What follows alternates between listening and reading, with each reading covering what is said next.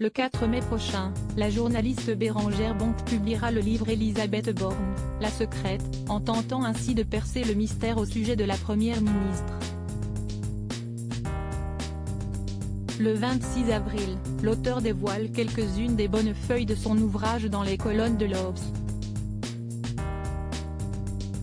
L'occasion d'en savoir plus sur ce lundi 16 mai 2022, jour durant lequel la femme politique a appris, dans la matinée, qu'elle serait nommée bras droit du président de la République, Emmanuel Macron, à la place de Jean Castex. Alors ministre du Travail, elle, est en larmes dans son bureau, écrit notre consoeur dans son ouvrage. Il faut dire que le jour même, Élisabeth Borne devait être prête pour la passation de pouvoir prévue à 16 h. Rapidement, l'ancienne polytechnicienne met dans la confidence Hélène Hamel, sa conseillère en communication. Celle-ci a ensuite appelé son second alors, Lucas Héral, en renfort. La raison ?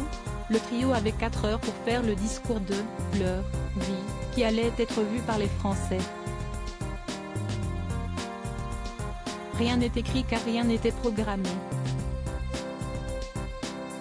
Le vendredi, à son amie Agnès qui demandait si quelque chose bougeait pour le gouvernement, elle avait répondu « No news ». Le premier contact avec Alexis Kohler, le secrétaire général de l'Élysée, date du week-end, explique la journaliste Bérengère Bonte dans son livre. Visiblement, tout s'est acté le dimanche, comme le lui a révélé Élisabeth Borne, avant d'ajouter « Et je n'ai pas vu le président, je ne lui ai pas non plus parlé, avant qu'il me propose d'être Première ministre. »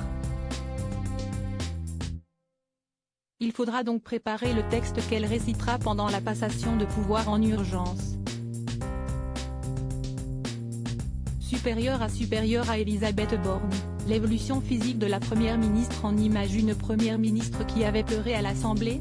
Quoi qu'il en soit, depuis plus d'1 an qu'elle est la locataire de Matignon, la femme politique a souvent donné l'image d'une personnalité dure et intransigeante.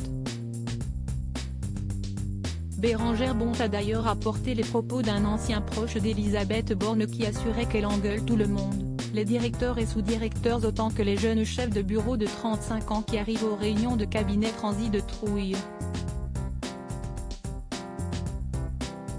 Le 17 mars dernier, lorsqu'elle a eu recours à l'article 49. 3 de la Constitution pour faire adopter la très critiquée réforme des retraites, l'Opinion ou encore Le Monde assuraient qu'elle avait pleuré à l'Assemblée nationale, sous la pression. Une information rapidement démentie par l'une de ses conseillères, comme le soulignait Paris Match, le 23 mars. Article écrit avec la collaboration de 6 médias Crédit Photo, Jonathan Reboa Panoramique.